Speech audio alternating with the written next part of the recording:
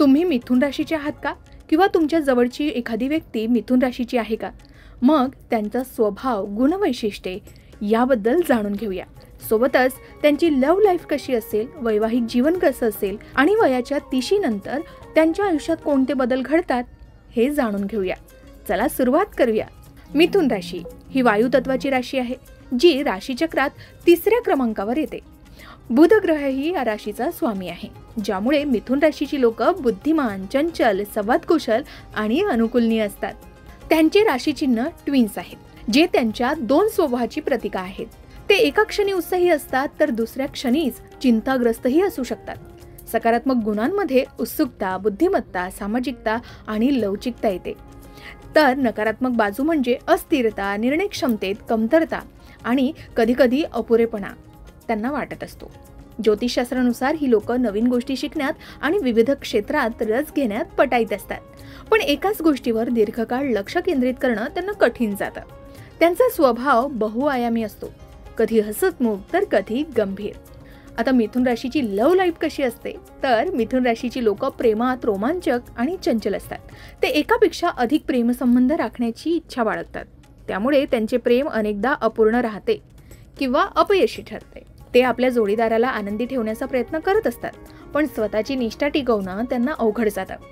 कला, लेखन किंवा संगीताशी संबंधित व्यक्ती जसे लेखक, कलाकार यांना विशेष आकर्षित करतात. ते असाध्य प्रेमी म्हणून ओळखले जातात आणि एकतर्फी प्रेम त्यांना त्रास देतात. तूळ राशीची लोक त्यांना शारीरिक दृष्ट्या आकर्षित करतात, तर मेष आणि मकर राशी मर्यादित आकर्षण देतात. एकंदरीत प्रेम जीवनात उत्साह असतो, पण स्थिरता मिळवण्यासाठी प्रयत्न आवश्यक असतात. आता यांचं वैवाहिक लाईफ कसं असेल, तर विवाह आणि दाम्पत्य जीवनात मिथुन राशीला आव्हानं येऊ शकतात, कारण त्यांचा चंचल स्वभाव जोडीदाराला शंका निर्माण करतो. ते जोडीदाराची निष्ठा अपेक्षित करतात, पण स्वतःची निष्ठा टिकवणं कठीण जातं.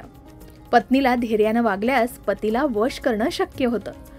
विवाहानंतर सुरुवातीला रोमांचक असतात, पण दीर्घकाळ टिकवण्यासाठी संवाद आणि विश्वास वाढवावा लागतो. एकंदरीतच वैवाहिक जीवन यशस्वी होण्यासाठी मिथुन राशीला आपल्या 2 स्वभावावर नियंत्रण ठेवावं लागू शकतं. आता मिथुन राशीच्या लोकांच्या जीवनात वयाच्या 30 नंतर कोणते बदल घडतात, तर ज्योतिषशास्त्रानुसार 30 वर्षाच्या आसपास शनी परिवर्तन होते, जे मिथुन राशीच्या जीवनात मोठा बदल घडवते. हा शनीच्या 7.5चा काळ असू शकतो, ज्यात जबाबदाऱ्या वाढतात, करिअर स्थिर होतं आणि परिपक्वताही येते. वयाच्या 30 नंतर ते अधिक स्थिर, निर्णयक्षम आणि दीर्घकालीन ध्येयावर लक्ष केंद्रित करतात. पूर्वीची चंचलता कमी होते आणि कौटुंबिक जीवन, आर्थिक स्थैर्य आणि आध्यात्मिक वाढीवर भर पडतो. काही ज्योतिषी सांगतात की वयाच्या 30 नंतर मिथुन राशीच्या लोकांना शनी गुरु घरात जाऊन सकारात्मक परिवर्तन आणतो, जसे की नोकरीत प्रगती किंवा वैयक्तिक विकास. मात्र हे बदल चुकीच्या कुंडलीवर अवलंबून असतात. सामान्यतः हा काळ आव्हानात्मक पण फलदायीही असतो, ज्यात पूर्वीच्या चुका सुधारल्या जातात आणि जीवन अधिक संतुलित होऊ शकतं. मिथुन राशीची लोक ही बुद्धिमान, संवादकुशल आणि बहुआयामी तर असतात, ज्यामुळे त्यांच्यासाठी अनेक करिअर पर्याय उपलब्ध असतात. बुध ग्रहाच्या प्रभावामुळे त्यांना संवाद, बुद्धी आणि लवचिकता यावर आधारित क्षेत्रात यशही मिळतं. मिथुन राशीची लोक एकाच वेळी अनेक कामे हाताळू शकतात, पण त्यांना एकाच ठिकाणी दीर्घकाळ टिकून राहणं कठीण जातं. त्यांचा चंचल स्वभाव कधीकधी करिअरच्या स्थिरतेत अडथळा आणतो. त्यांना नियमितपणे नवीन आव्हानं आणि शिकण्याच्या संधी हव्या असतात. निर्णय क्षमतेत कमतरता असल्यानं आणि एकाग्रतेचा अभाव असल्यामुळे काही संधी त्यांच्या हातातून निसटू शकतात. त्यामुळे दीर्घकालीन नियोजन आणि सातत्य राखणं महत्त्वाचं आहे. वयाच्या 30 पूर्वी मिथुन राशीच्या लोकांना निर्णय घेण्यात अडचणी येतात, कारण त्यांचा 2 गुणी स्वभाव असतो. त्यांना तो गोंधळात टाकतो. 30 नंतर ते अधिक ठाम आणि आत्मविश्वासपूर्णही निर्णय घेतात. एवढंच नाही तर काही मिथुन राशीच्या व्यक्तींमध्ये 30 नंतर आध्यात्मिक किंवा तात्विक विचारसरणीकडे आकर्षण वाढतं. ते जीवनाचे खरे उद्दिष्ट शोधण्याचा प्रयत्न करतात. वयाच्या 30 नंतर मिथुन राशीची लोक आर्थिक नियोजनाकडेही अधिक लक्ष देतात. त्यांच्या खर्च करणाऱ्याच्या सवयीवर नियंत्रण येऊ लागतं आणि ते गुंतवणूक किंवा बचतीकडेही झुकतात.